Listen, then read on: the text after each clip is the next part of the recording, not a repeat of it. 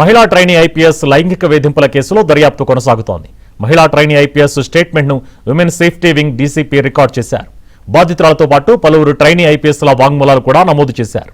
ఉదయకృష్ణారెడ్డి ప్రవర్తన, వ్యవహార శైలిపై ఎన్పీఎస్ సిబ్బంది ట్రైనీ ఐపీఎస్ల నుంచి కీలక సమాచారం రాబట్టారు. ఉదయకృష్ణారెడ్డి స్టేట్మెంట్ ను కూడా విమెన్ సేఫ్టీ వింగ్ అధికారులు రికార్డు చేయనున్నారు.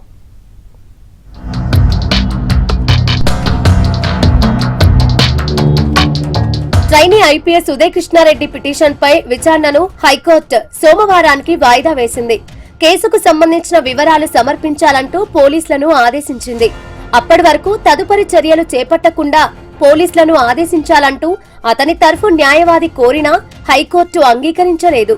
తప్పుడు ఆరోపణలతో పోలీసులు కేసు నమోదు చేశారని, ఆ కేసును కొట్టివేయాలని ఉదయకృష్ణారెడ్డి పిటిషన్లో కోరారు. పోలీసులు ప్రాథమిక పరిశీలన ఏదీ చేయకుండానే ఎఫ్ఐఆర్ దాఖలు చేశారని, దానిని కొట్టివేయాలని అభ్యర్థించారు.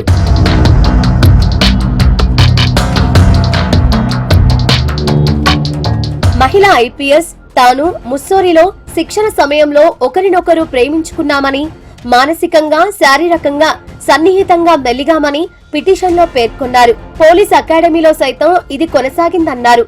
సర్వీస్లో చేరాక వివాహం చేసుకోవాలనుకున్నామని తెలిపారు. కాబోయే భార్య అనే విశ్వాసంతో తనకు ఆర్థికంగా చాలా సహాయం చేశానని పేర్కొన్నారు. కానీ తనకు మరో మహిళతో సంబంధం ఉన్నట్లు ఆమె అనుమానం పెంచుకుందని, ఈ క్రమంలో ఈ ఏడాది మేలో ఒక ఐఏఎస్ అధికారిని వివాహం చేసుకుందన్నారు. తరువాత తనకు మరే మహిళతో సంబంధం లేదనే విషయం అర్థమైందంటూ, తానంటే ఇప్పటికీ ఇష్టమంటూ పోలీస్ అకాడమీలో తన గదికి వచ్చిందని ఆరోపించారు. కానీ ఆమెకు వివాహం కావడంతో తనని తిరస్కరించానని, వేరే అమ్మాయిని పెళ్లి చేసుకుంటానని తనతో చెప్పానని పిటిషన్లో పేర్కొన్నారు.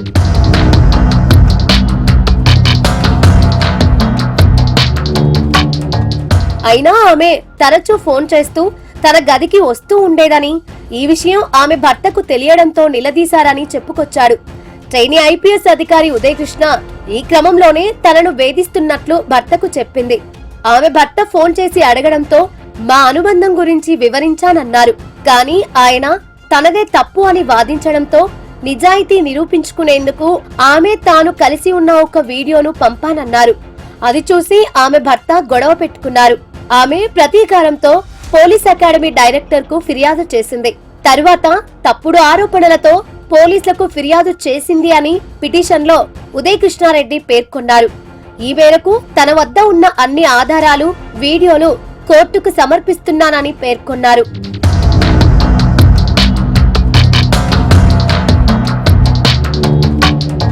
ఈ క్రమంలో ఉదయకృష్ణారెడ్డి ఐఫోన్ ను, బాధితురాలి ఫోన్ ను పరిశీలిస్తే వ్యవహారం ఓ కొలిక్కి వచ్చే అవకాశం ఉంటుందని పోలీస్ వర్గాలు వెల్లడించాయి.